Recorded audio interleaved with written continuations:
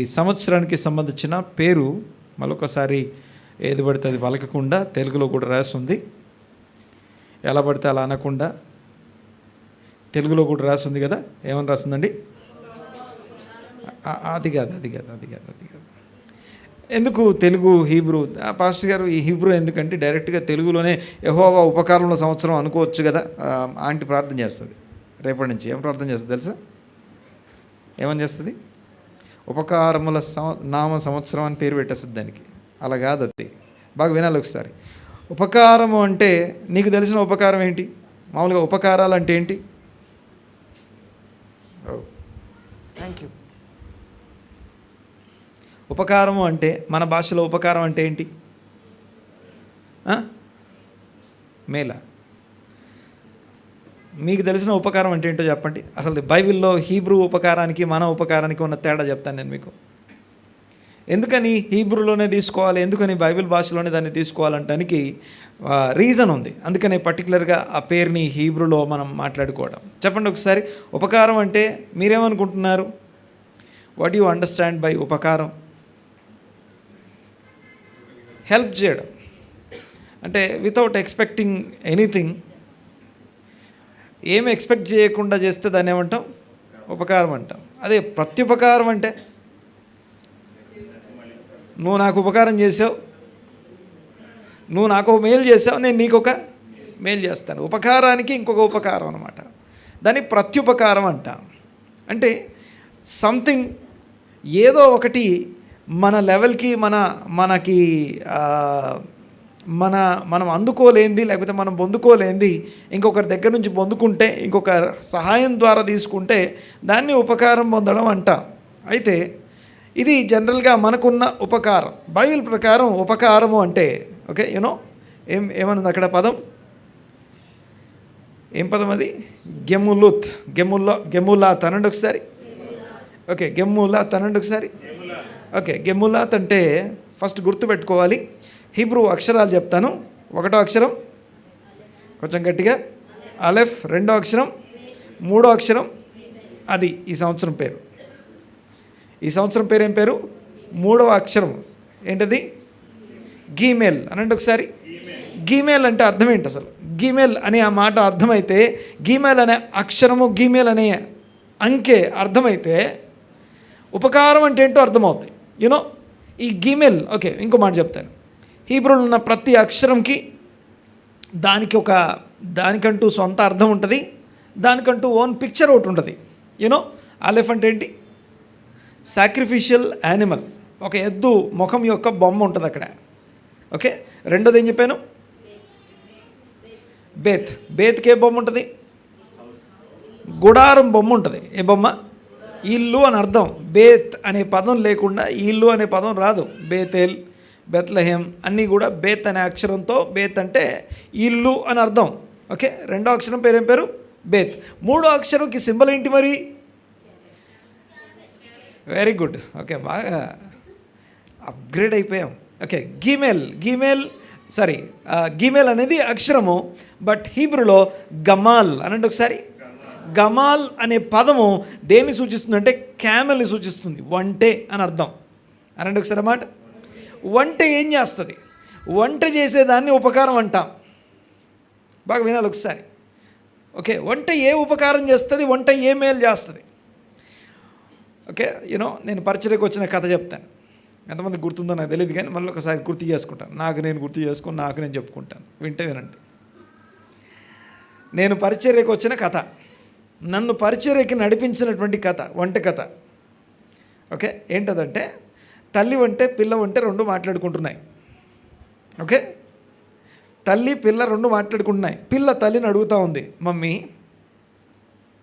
దేవుడు మనకింత అన్యాయం ఎందుకు చేశాడు అన్నదట. ఎవరెవరిని అడిగారు? పిల్ల వంటే తల్లి వంటని అడిగిందట. దేవుడు మనకెందుకు ఇంత అన్యాయం చేశాడు, ఏం అన్యాయం చేశాడు అని అడిగితే ఆ పిల్ల అన్నదంట, చూడు మమ్మీ, ఈ ప్రపంచంలో ఏ జంతువు కన్నా మనంత నిరాకారమైనటువంటి ఆకారం ఎవరికన్నా ఉందా అని అడిగిందట. ఇంత నిరాకారంగా ఎవరైనా ఉన్నారా అని అడిగిందట. నిరాకారం అంటే తెలుసా? వికృత వికార రూపం అన్నమాట. ఇంత వికారంగా అసలు ఒక ఏమంటాం మన భాషలో చక్కదనం అంటాం కదా, కొంచెమన్నా చక్కదనము కొంచెమన్నా ఏమైనా ఉండాలి కదా, ఏం లేకుండా ఇంత అన్యాయం చేశాడు దేవుడు మనకి అన్నదట. ఎవరు? పిల్ల తల్లిని అడిగిందంట. తల్లి అన్నదట, లేదు మమ్మీ, లేదు బిడ్డ, మనం అట్లా అనొద్దు. దేవుడు ఏది చేసినా ఆయనకు ఒక ఉద్దేశము, ఒక ప్రణాళిక, ఒక చిత్తం ఉంటుంది. ఏది లేకుండా, ఏ ఆలోచన లేకుండా దేవుడు ఏం చేయడు. పిల్లవంటే తల్లిని అడిగింది. ఏమడిగింది? దేవుడు మనకి ఇంత అన్యాయం ఎందుకు చేశాడని అడిగింది. అడిగినప్పుడు ఆ తల్లి పిల్లతో చెప్తా ఉంది, దేవుడు ఏది చేసినా ఏదో ఒక కారణం ఉంటుంది, ఏ కారణం లేకుండా దేవుడు ఏది చేయడు అని చాలా గట్టిగా చెప్పింది అది. అప్పుడు పిల్ల తల్లిని అడిగిందంట, చూడు మమ్మీ, వంట అనగానే మీకు ఏం గుర్తొస్తుంది? వంట షేప్లో మీకు ఏం గుర్తొస్తుంది? వెరీ గుడ్, అదే ముందు గుర్తొస్తుంది.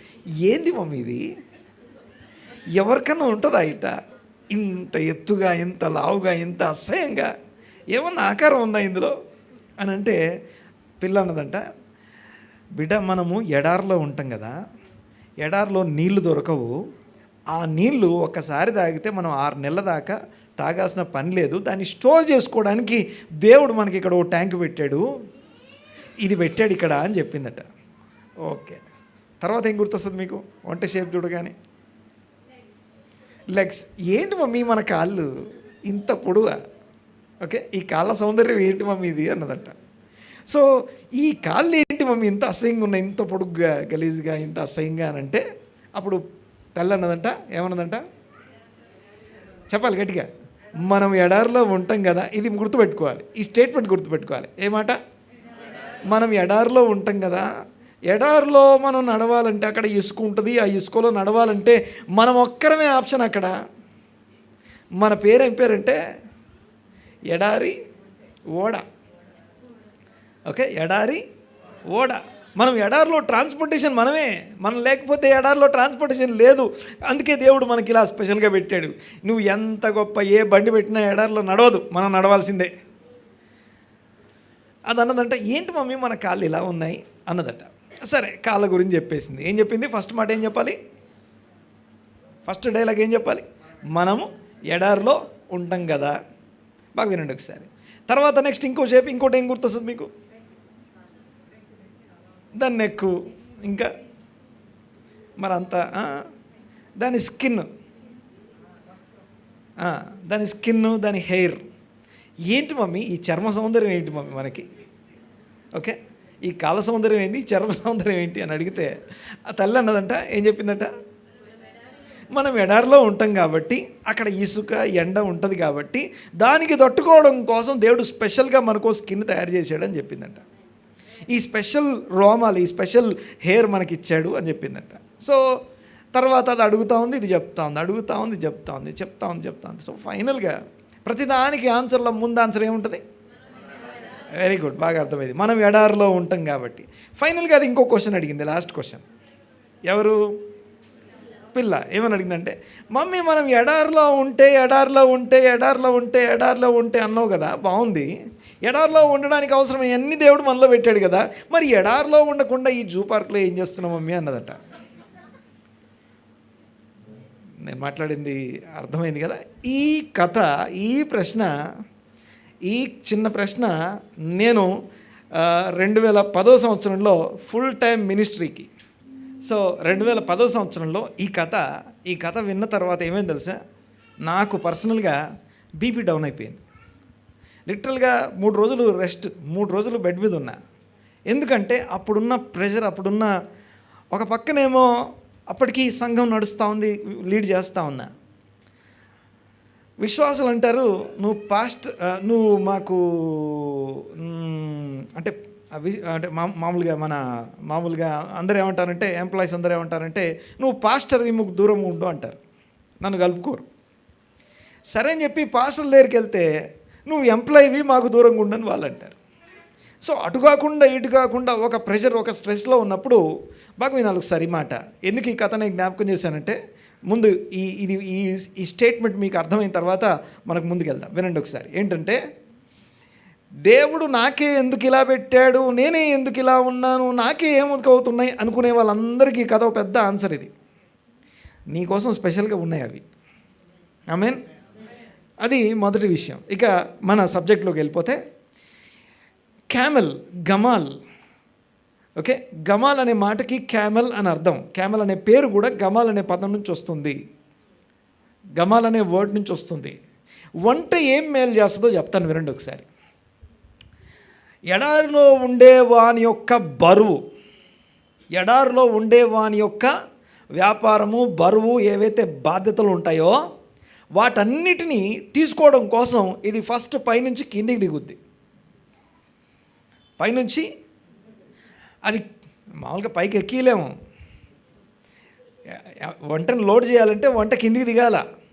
ఓకే, ఎంత పెద్ద బరువును మోసి ట్రాన్స్పోర్ట్ చేసేదైనా సరే అది కిందికి దిగుద్ది. ఫస్ట్ వంట చేసే మొదటి మేలు అది కిందికి దిగుద్ది. ఎక్కడ దిగుద్ది అంటే నీ బరువు దాకా దిగుద్ది. ఫస్ట్ పాయింట్, కిందికి దిగి నీ బరువు అంతా అది తీసుకుంటుంది. నీ భారము, నీ బరువు, నీ ఎడారిలో ఉన్నటువంటి నీ బరువును మోసే వాళ్ళు ఎవరు ఉండరు, అది తప్ప. నీ భారము, నీ బరువు అంతా అది మోసుకుంటుంది, తీసుకుంటుంది.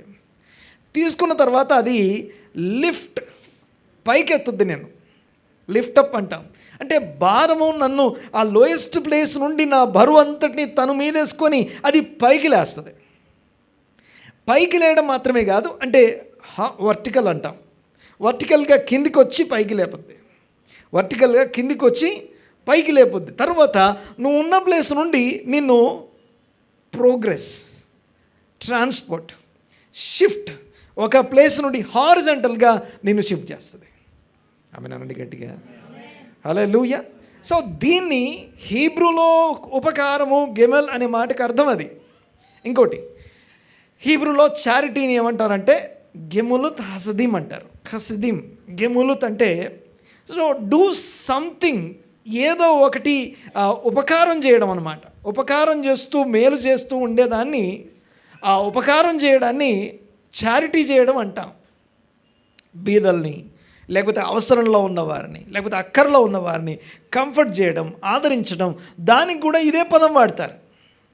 దానికి కూడా ఈ పదమే వాడాలి.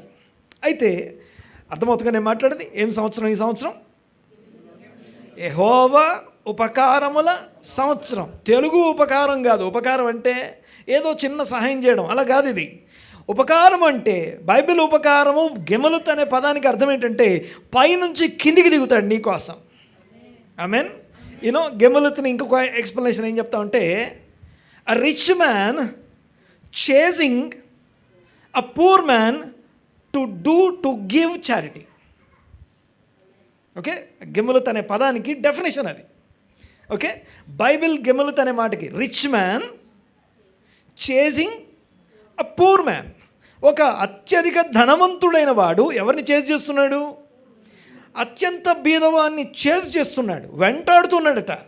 ఎవరిని వెంటాడాలి? మామూలుగా ఎవరన్నా బీదవాడు, నాకు ఎవరన్నా సహాయం చేసేవాళ్ళు ఉంటారని చేజ్ చేసుకోవాలి, అలా కాదు.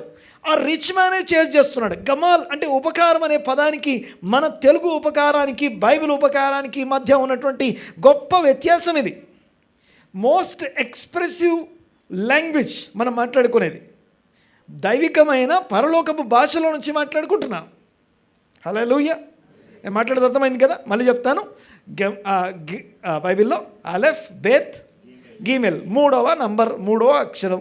ఈ మూడవ అక్షరం అయినటువంటి గీమెల్ అనే ఈ అక్షరం ఏం చెప్తుంది అంటే మొట్టమొదట ఉపకారం అని అర్థం. ఈ ఉపకారం ఎలాంటి ఉపకారం అంటే పైనుంచి కిందికి దిగుతుంది. ఎడారిలో నీకెవరు నీకోసం దిగరు అక్కడ దాకా. ఎడారిలో నీకోసం దిగేది ఎవరు ఉన్నారంటే ఒక్క వంట మాత్రమే. దిగితే కిందికే, మళ్ళీ పైకి ఎక్కడం ఉండదు. కానీ ఈ వంట అలా కాదు, కిందికి దిగి ఎంత బరువు అన్నయ్యండి దాని మీద, అంత బరువును అలాగే లిఫ్ట్ చేస్తుంది అది పైకి. వర్టికల్గా పైనుంచి కిందికి వచ్చి కింది నుంచి పైకి లేపుద్ది. హారిజంటల్గా నువ్వు ఉన్న పాయింట్ నుంచి నువ్వు వెళ్ళవలసినటువంటి ఆ యొక్క ప్రోగ్రెసివ్ ఆ నెక్స్ట్ పాయింట్కి నేను షిఫ్ట్ చేస్తుంది. ఇది మొదటి విషయం. తర్వాత ఆ గిమెల్ అనే పదానికి దాని యొక్క ఆ ఉపకారాలు అనే పదానికి సరైన మీనింగ్ ఏంటంటే అ rich man chasing a poor man to give charity, to do favour. తనకి ఏదన్నా మేలు చేయడం కోసం, తనకి ఏదైనా ఉపకారం చేయడం కోసం. అసలు ఉపకారం అంటే మన భాష ఉపకారం వేరు, బైబిల్ ఉపకారం వేరు. ఓకే, సో మొట్టమొదటిది పైనుంచి కిందికి వచ్చి నిన్ను పైకి. అందుకనే ప్రభువైన యేసుక్రీస్తు గురించి బైబిల్ ఇలా రాస్తుంది. ఇంకో మాట చెప్తాను. బైబిల్లో ఉన్న 22 అక్షరాలు ఏవైతే హీబ్రూ అక్షరాలు ఉన్నాయో ప్రతి అక్షరం యేసు ప్రభువే. ఆమేన్. ఆల్ఫా నేనే, ఒమేగా నేనే. అంటే తనని తాను డిస్క్రైబ్ చేసుకోవడానికి ఈ అక్షరాలు ఉన్నాయి. ప్రభువైన యేసుక్రీస్తును డిస్క్రైబ్ చేసేది ఎవరంటే ఈ అక్షరాలేనమాట. దేవునికి స్తోత్రం కలుగునుగాక. హల్లెలూయా. రైట్, చూడండి ఒకసారి ఎలా డిస్క్రైబ్. ఓకే, ఆలెఫ్ అంటేనేమో సాక్రిఫిషియల్ యానిమల్, అంటే ఇదిగో మనందరి కోసం బలయ్యేటటువంటి వాడు. రెండవది బెత్, మనందరి యొక్క నివాస స్థలం ఆయనే. తరతరములకు భూమి పునాదులు లేక మునిపే, పర్వతములు పుట్టక మునిపే, తరతరములకు నీవే మాకు నివాస స్థలం. మా బెత్ నువ్వే. అర్థమవుతుంది కానీ మాట్లాడేది. అలెఫ్ నేనే, బేత్ నేనే, తర్వాత గీమెల్ కూడా నేనే. గీమెల్ అంటే rich man chasing a poor man to give charity, to do something favour, ఏదో ఒక ఫేవర్ చేయడానికి, మేలు చేయడానికి క్రిందికి రావడం. ఆయన ఎలా వచ్చాడని చెప్తే ఫిలిప్పీ పత్రికలో రాస్తుంది. ఆ పేరుకి అంటే ప్రతి హీబ్రూ అక్షరం యేసు ప్రభు క్రీస్తు అని అర్థం. క్రీస్తులో నెరవేర్పు. ఎలాగంటే ఫిలిప్పీ పత్రిక 2వ అధ్యాయం 5వ వచనం తెలుసు. క్రీస్తు యేసును కలిగిన ఈ మనస్సు మీరును కలిగి ఉండండి. ఏంటా మనస్సు? దేవుని యొక్క స్థానంలో కూర్చోకుండా వర్టికల్గా పైనుంచి చదవండి. మా మైకు విమలక్కకి ఇచ్చేయండి. రైట్, థ్యాంక్ యూ అమ్మా. చదవండి 2వ అధ్యాయం 5వ వచనం. క్రీస్తు యేసును కలిగిన ఈ మనస్సు మీరును కలిగి ఉండండి. ఆయన దేవుని స్వరూపము గలవాడై ఉండి దేవునితో సమానముగా ఉండే విడిచిపెట్టకూడని భాగ్యాన్ని విడిచిపెట్టకూడదని ఎంచుకోక మనుషుని పోలికగా పుట్టి వర్టికల్లీ దేవుని పోలిక నుండి మనుషుల పోలికగా పుట్టి దాసుని స్వరూపమును ధరించి. అనండి ఒకసారి మాట. అనగా ఇంకా లోయెస్ట్, మనందరం ఎంప్లాయీస్, ఆయన బానిస.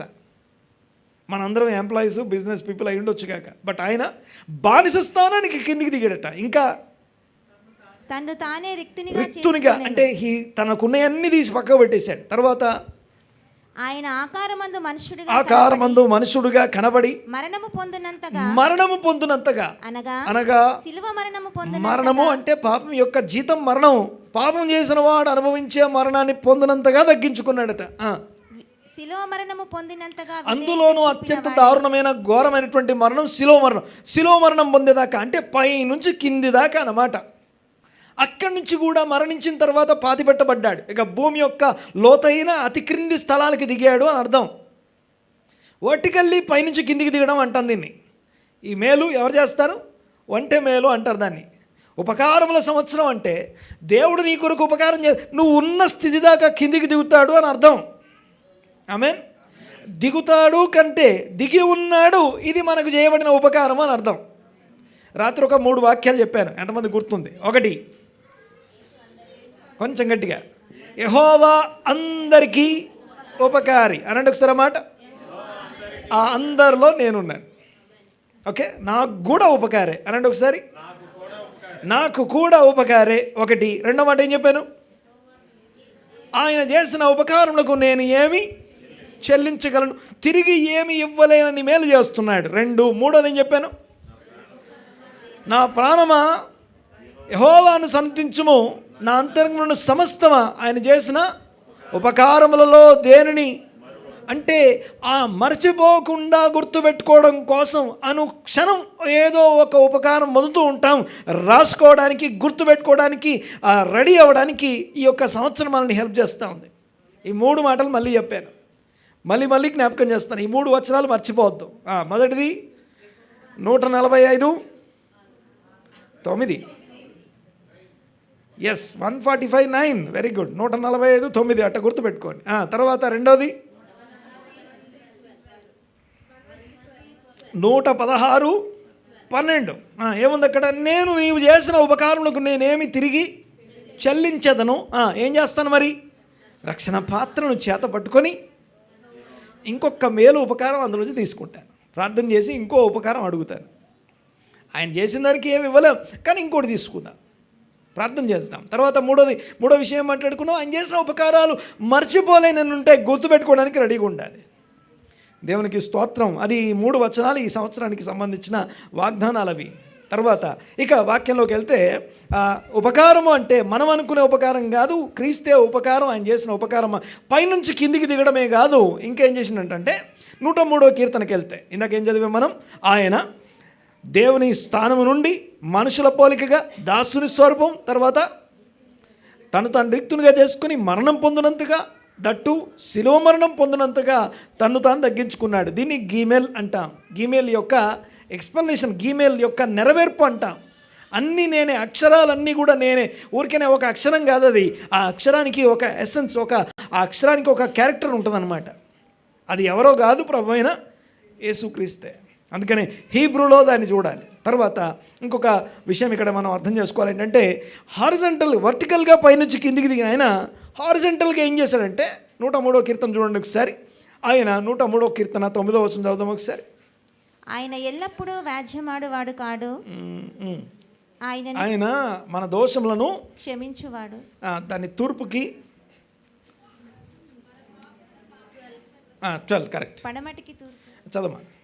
పడమటికి తూర్పు ఎంత దూరమో, పడమటికి తూర్పు ఎంత దూరమో, అన్లిమిటెడ్ దూరం కదా అది. పడమటికి తూర్పును ఎక్కడి నుంచి ఎక్కడి దాకా కొలుస్తాం. పడమటికి తూర్పు ఎంత దూరమో ఆయన మన అతిక్రమాలకి పాపాలకి అంత దూరపరిచాడు. అంటే అర్థం ఏంటంటే, మన అతిక్రమాలు పాపాలు ఇక్కడుంటే ఆయన కిందికి దిగి వచ్చి నా పాపమంతా ఆయన మోసుకొని ఆయన ట్రాన్స్పోర్ట్ చేస్తూ దూరంగా, ఎంత దూరం అంటే పడమటికి తూర్పు ఎంత దూరమో అంత దూరపరిచి ఉన్నాడు. తర్వాత దానికి ముందు మాట చూడండి ఒకసారి.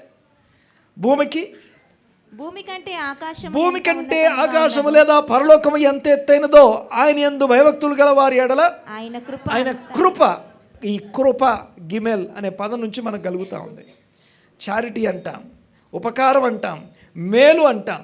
దేవుడు మనకు చేసే మేలు, నువ్వు ఉన్న స్థితి దాకా దేవుడు దిగొచ్చే మేలది. ఆమేన్, హల్లెలూయా, దేవునికి స్తోత్రం. ఇక దీంట్లో మరి అయితే నేనేం చేయాలి పాస్టర్ గారు, మనం ఏం చేయాలి మరి? ఈ గిమ్ముల తన పదంలోనే ఇంకొక ఎడ్జ్ అంటాం, ఏమంటాం, సెకండ్ బొరుసు అంటాం. ఓకే, కాయిన్కి ఇంకో సైడ్ ఉంటుంది కదా. ఈ గెములు అనే పదం మీకు బైబిల్లో కనబడ్డ ప్రతిసారి కూడా ఏమని ఉంటుందంటే, ప్రతిసారి మీరు వెళ్ళి క్యాలెండర్ తీసి ఒక్కొక్క వచనం చదవండి, మెయిన్ రెఫరెన్స్ రాసి ఉంటుంది కదా, దాన్ని చదవండి, మీకు అర్థమవుద్ది. అన్నీ కూడా ఏదో ఒకటి చేసినందుకు ఇచ్చే రివార్డు, రికంపెన్స్ అంట. అంటే నేను ఒక మేలు చేశాను, దానికి రివార్డ్ రావాలిగా, రికంపెన్స్ చేయాలిగా. నేనేదో త్యాగపూరితమైనటువంటి పని చేశాను, దానికి ఏదో ఒకటి జరగాలిగా నాకు. దాన్ని గెమలత్ అంటాం. ఓకే, అంటే నువ్వేం చేయకుండానే నిన్ను చేసి నీకు మేలు చేయడం, ఉపకారం చేయడం ఒకటైతే, రెండో సైడ్ ఏంటంటే సెకండ్ ఫేస్ అంటాం కదా. అదేంటిదంటే, మనం ఏమన్నా మేలు చేసినామా, దేవుడు తీర్పు ప్రత్యుపకారం అంటాం. ఆ ప్రత్యుపకారం అనే పదానికి కూడా సేమ్ ఇదే పదం మనకు కనపడతా ఉంది. హల్లెలూయా, దేవునికి స్తోత్రం కలుగునుగాక. ఈ ప్రత్యుపకారం కూడా మనకు ఇందులోనే కనపడతా ఉంది. దేవునికి స్తోత్రం కలుగునుగాక. రైట్, యాక్చువల్గా హెచ్చరికలు అంటాం.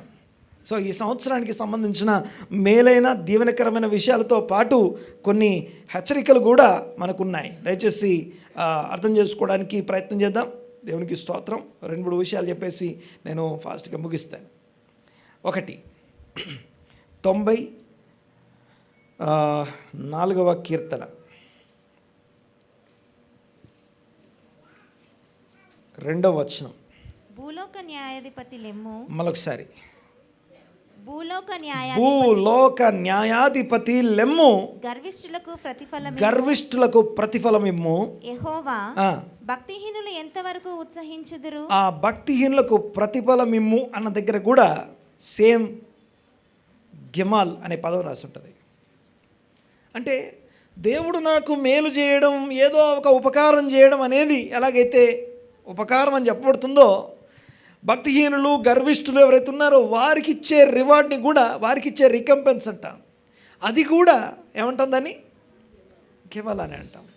సో హెచ్చరిక అంటే ఈ సంవత్సరానికి మరి ఇన్స్ట్రక్షన్, హెచ్చరిక ఏంటి అంటే, ఎంత త్వరగా మన యొక్క అంటే దేవుని నుంచి అవార్డు పొందే స్థాయికి మన ఆత్మీయతను మార్చుకుంటే అంత మేలు. 2వ వచనం చదువుతాను చూడండి ఒకసారి. 32వ అధ్యాయం డ్యూట్రానమీ, ద్వితీయోపదేశకాండం 32వ అధ్యాయం 35వ వచనం.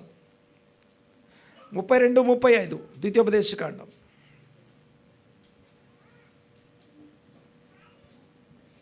అది చెప్పాలి.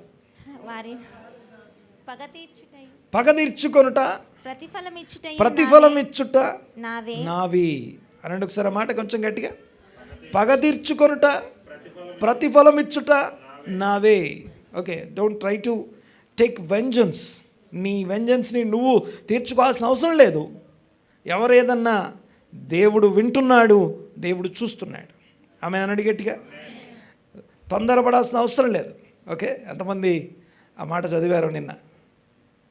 ఏ మాట? Don't give birth to, very good. చదవకపోతే చదవండి ఒకసారి. Don't give birth to Ishmael. ఇష్మాయిల్ని కనొద్దు. ఇష్మాయిల్ను కనేది ఎప్పుడంటే వెయిటింగ్ చేయలేనప్పుడు, తొందరపాటులో, లేకపోతే ఆవేశంలో, లేకపోతే ఓపిక లేనప్పుడు, ఓపిక నశించినప్పుడు ఇష్మాయిల్ పుడతాడు. ఇష్మాయిల్ అంటే అర్థం ఏంటో తెలుసా? మన ఎనిమి అని అర్థం. మన ఎనిమిని మనం తయారు చేసుకుంటాం. ఓపిక, ఓర్పు, విశ్వాసం, వెయిటింగ్, ఇవన్నీ కూడా ఇష్మాయిల్ మన నుంచి రాకుండా ఇస్సాకు పుట్టడానికి మేలు చేస్తాయి. ఇస్సాక్ అంటే అర్థం ఏంటో తెలుసా?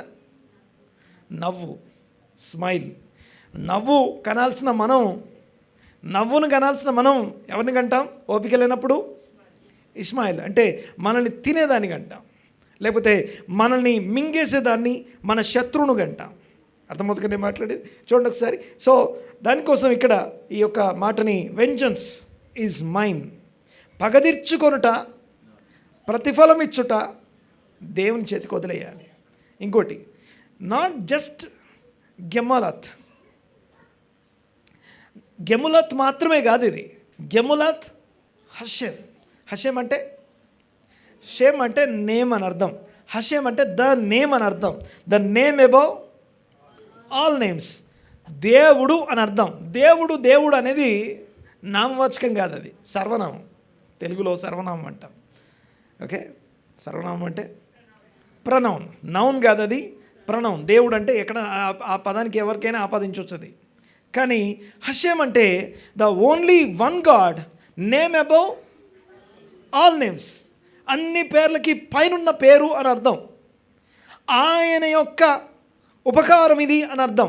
ఆయన ఉపకారాలు, మన ఉపకారాలు కాదు, మన మేలైనటువంటి గొప్ప వాళ్ళ ఉపకారాలు కాదు, ఇది దేవుని ఉపకారాలు, యెహోవా ఉపకారాలు అని అర్థం.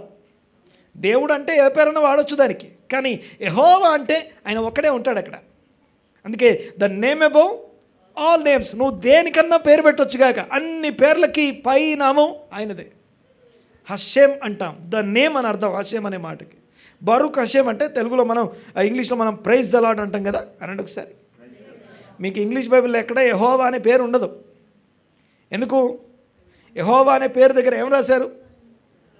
ద లార్డ్ అని రాశారు. ఈవెన్ దాని కొత్త నిబంధన వర్షన్ కూడా మన బైబిల్లో చూస్తే, ఈవెన్ మన తెలుగు బైబిల్లో కొత్త నిబంధనలో కూడా ప్రభు అని బోల్డ్ లెటర్స్ రాసి ఉంటుంది. కారణం ఏంటంటే అక్కడ యెహోవా అని రావాలి మన భాష ప్రకారం.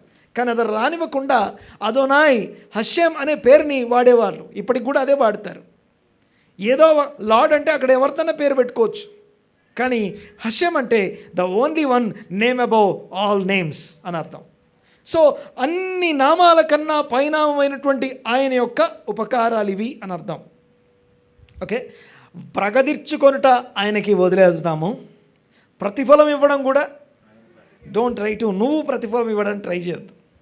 విచ్ ఈస్ నథింగ్ బట్ ఇష్మాయిల్ని అనడంతో సమానం. అది మనం సొంతంగా చేయబెడితే మనము మన క్రియల్లోకి, మన ఆలోచనలోకి, మన సొంత ఆలోచనలోకి వెళ్ళి తొందరపడొద్దు. దేవునికి స్తోత్రం కలుగునుగాక. ఇంకొక వచనాన్ని మీకు జ్ఞాపకం చేస్తాను. పగదీర్చుకొనుట ప్రతిఫలం ఇచ్చుట. Vengeance is mine and recompense అన్న దగ్గర గెమోల్ అనే పదం మనం చూస్తాం. తర్వాత ఇంకోటి చూడండి ఒకసారి, ఐజయా 59:18. తర్వాత ఇదే వచనం రోమపత్రిక 12:19 కూడా మనకు కనబడతా ఉంది. చదవండి ఒకసారి. డ్యూట్రానమీ 32:35. డ్యూట్రానమీ కాదు, Isaiah 59, I'm sorry, Isaiah 59:18, I'm sorry. యెషయా గ్రంథం 59వ అధ్యాయం 18వ వచనం. ప్రతిదండనను వస్త్రముగా వేసుకొనెను. మరొకసారి, ప్రతిదండనను వస్త్రముగా ధరించిన దేవుడు. తర్వాత ఆసక్తిని పై వస్త్రముగా ధరించుకొన్నవాడు వారి క్రియలను బట్టి according to their needs they deeds ఆయన సో హీ విల్ రీపే. చదవమా. వారి క్రియలను బట్టి ఆయన ప్రతిదండన చేయును. ప్రతిదండన అనుంది కదా, అక్కడ కూడా ఇదే పదం ఉంటుంది. సో చేసిన దానికి రిటర్న్ ఇవ్వడం కూడా ఆ గెమలు అనే పదమే వస్తుంది. ఓకే, అర్థమవుతుందనే మాట్లాడేది. ఏం చేయకపోయినా మీకు ఒక ఉదాహరణ చెప్పేసి ఇప్పటికి ముగిస్తాను.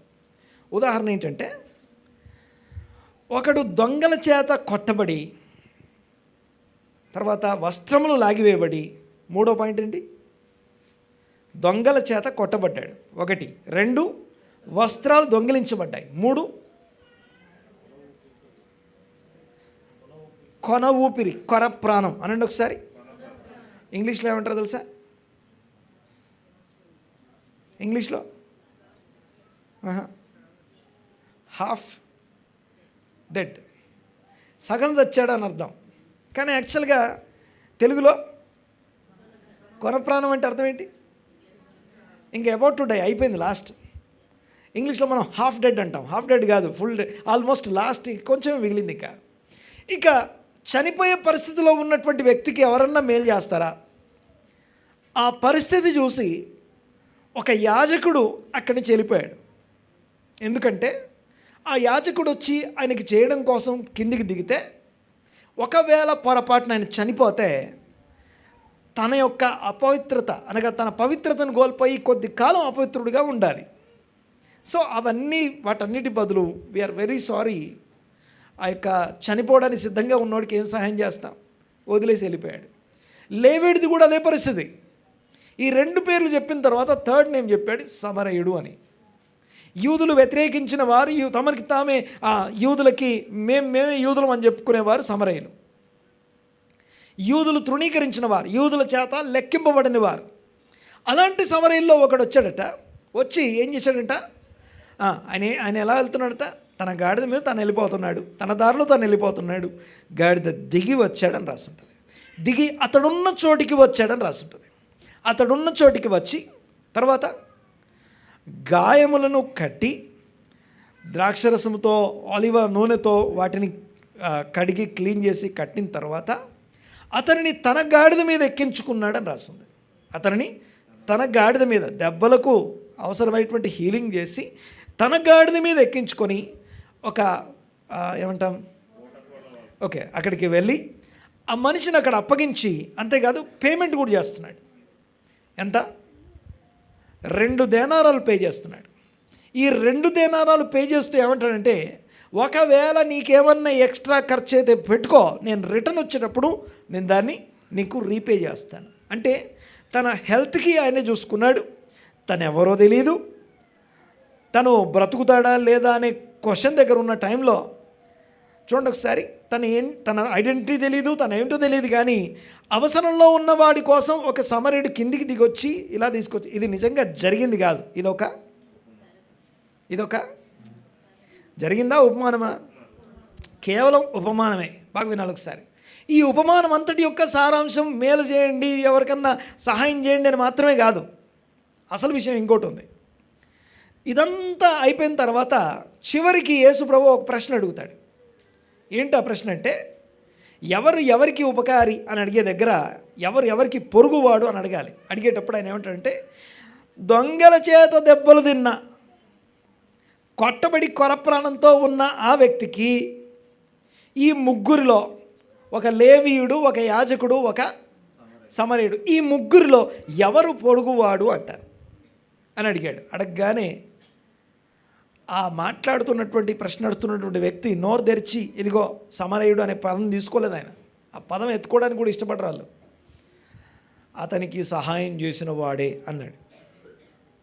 ఓకే, బాగా వినండి. మనం పొరుగువాడు అంటే ఎలా చూస్తుంది తెలుసా? బాగా వినాలి ఒకసారి మాట. నువ్వు పొరుగువాడు ఎవరు అని అడిగితే ఎవరు చూస్తావంటే నువ్వు సహాయం చేయగలిగిన వారు నీ పొరుగువాడు అనుకుంటావు. నిన్ను వల్ల నీ పొరుగువాడిని నేను ఎవరికన్నా సహాయం చేయగలనా అని అలా వీక్గా కష్టంలో ఇబ్బందిలో ఉండి నేను చేయగలిగినని వెతుక్కుంటాం మనం, వాడిని పొరుగువాడు అంటాం. కానీ ఆ రోజు ఆ మైండ్ని మొత్తం ఏమంటామంటే రీసెట్ చేశాడు యేసయ్య. ఎలా తెలుసా? నీకు పొరుగువాడు అంటే అర్థం ఏంటంటే నువ్వు ఎవరికో మేలు చేస్తే వాడు నీ పొరుగువాడు కాదు. నువ్వు దెబ్బలు తిని కొర ప్రాణంతో కొట్టబడి వస్త్రాలు దోచబడి అలా పడుంటే నీ దగ్గరికి వచ్చి ఎవడు హెల్ప్ చేశాడో వాడు నీ పొరుగువాడు.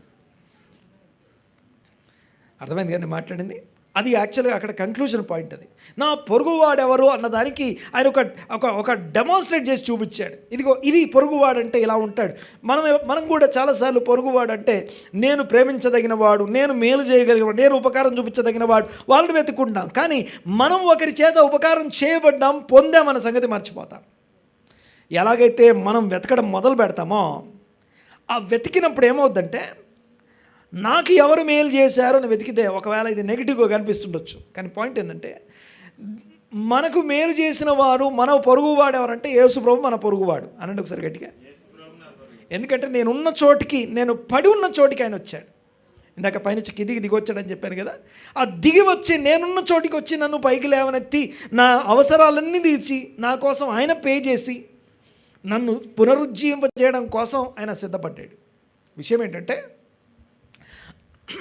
నేను ఎవరో తెలియనప్పుడు, నేను పాపం చేత అపరాధం చేత చచ్చున్నప్పుడు నా కోసం ఒకరు మరణించి నాకు మేలు చేసిన నా పొరుగువాడి ప్రేమను నేను అనుభవిస్తే, ఈ ప్రేమ చేత ఒక వ్యక్తి నింపబడితే మనం కూడా రోడ్డు మీద వెళ్తున్నప్పుడు మనకి ఎలా ఉంటుందంటే ఎవరైనా సరే పక్కన పడి ఉంటే ఒక లేవీయుడు చూసినట్టు చూడం. ఒక లేవిడు ఇదే సమరయుడు, ఈ వ్యక్తి ఎవరైతే నేల మీద పడున్నాడని చెప్పాను కదా, ఈ పడున్న వ్యక్తే సేమ్ రేపొద్దున తను అదే రోడ్డు గుండా వెళ్తుంటే ఇంకొకడు దెబ్బలు తిని పడుంటే ఈ వ్యక్తి ఏం చేస్తాడు? ఓకే, బాగా వినండి ఒకసారి. నేను దాన్ని నెక్స్ట్ ఏమంటాను, దాన్ని 2.0 మంచి సమరయుడు 2.0. ఓకే, నేనేమంటున్నానంటే ఇదే వ్యక్తి ఎవరైతే దెబ్బలు తిని కొర ప్రాణంతో ఉన్నాడు బతికాడు. ఇప్పుడు బతికి అదే స్థలం గుండా వెళ్తుంటే ఈయన లేవీయుడు. ఎవరు? ఆ కొర ప్రాణంతో ఉండి బతికాడు కదా ఆ వ్యక్తి లేవీయుడు. ఇప్పుడు ఆ లేవీయుడు అదే రోడ్డు గుండా వెళ్తుంటే అదే దొంగలు అక్కడ ఇంకొకటి ఎవరినో కొట్టి పడేసి ఉంటే ఏం చేస్తాడు? ఇంతకుముందు లేవీయుడిని గుర్తు చేసుకొని వెళ్ళిపోతాడా? సమరయుడిని గుర్తు చేసుకొని ఇదిగో నాకు ఒకడు మేలు చేస్తాడు కదా, నేను మేలు చేయాలని ఆలోచిస్తాడు. కొంచెం నాకు చెప్పండి. అవునా? మనము నింపబడలేదు కాబట్టి మనం పోయాం. మనం నింపబడలేదు కాబట్టి మనం పోయాం. సో ఈ వ్యక్తి నింపబడ్డాడు కాబట్టి దేవుని చేత నేను ప్రేమించబడ్డాను అని నమ్మిన ప్రతి ఒక్కరూ తిరిగి ప్రేమిస్తారు. అసలు ఏమి చూసి నువ్వు నన్ను ప్రేమించావయ్యా, నువ్వు నన్ను నేను నీకు ఏమి ఇవ్వాలి, నీవు చేసిన ఉపకారములకు నేనేమి చెల్లించగలను అని పాట పాడేటప్పుడు ఆ ఉపకారాన్ని జ్ఞాపకం చేసుకున్నప్పుడు మనం ఎలా మారిపోతామంటే ఆయనకి తిరిగి ప్రత్యుపకారం చేయడానికి ఇంకెవరినో వెతుక్కుంటూ బయలుదేరుతాం. అందరూ లేచిపెడతాం ఒక్కసారి. ఈ మాటలు మన హృదయాల్లో దేవుడు స్థిరపరిచి ఆశీర్వదించునుగాక. ఈ సంవత్సరము దేవుని ఉపకారములు, దేవుని మేలులు, ప్రత్యుపకారములు పొందుకుందుముగాక. సంఘములోని ప్రతి సోల్ ఉజ్జీవింపజేయబడునుగాక. ఏ స్థితిలో ఉన్నా, ఎట్టి స్థితిలో ఉన్నా, ఎలాంటి పరిస్థితుల మధ్య ఉన్నప్పటికీ దేవుని కృప మనలను ఆవరించునుగాక. దేవుని కృప పొందినంత భయభక్తులు పుట్టించు ఆత్మ సంఘంలోని ప్రతి ఆత్మను నింపునుగాక.